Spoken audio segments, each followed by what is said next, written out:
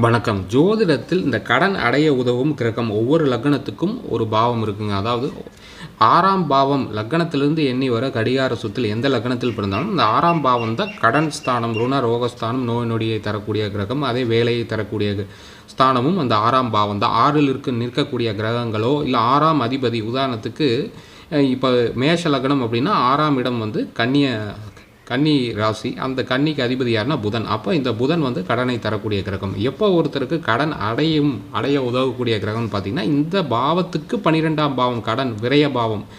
அப்போ விரய பாவம் என்னது? சிம்மம், சூரியனுடைய வீடு. அப்போ சூரியன் தான் வந்து கடனை அடைய உதவும் கிரகமாகும். இப்படி ஒவ்வொரு லக்னத்துக்கும் அந்த 5 கிரகத்துக்கு இந்த பரிகாரங்களோ இந்த கோயில்களுக்கோ போனீங்கன்னா ஈஸியாக வந்து உங்களுக்கு ஒரு விமோசனம் கிடைக்கும். இப்போ மேஷத்துக்கு சூரியன், ரிஷபத்துக்கு புதன், இதை மிதுன சுக்கிரன், கடகத்துக்கு செவ்வாய், இப்படியே ஒவ்வொரு லக்னத்துக்கும் இங்கே தந்திருக்கேன். நம்ம சேனல் சப்ஸ்கிரைப் பண்ணி பாருங்கள். நன்றி.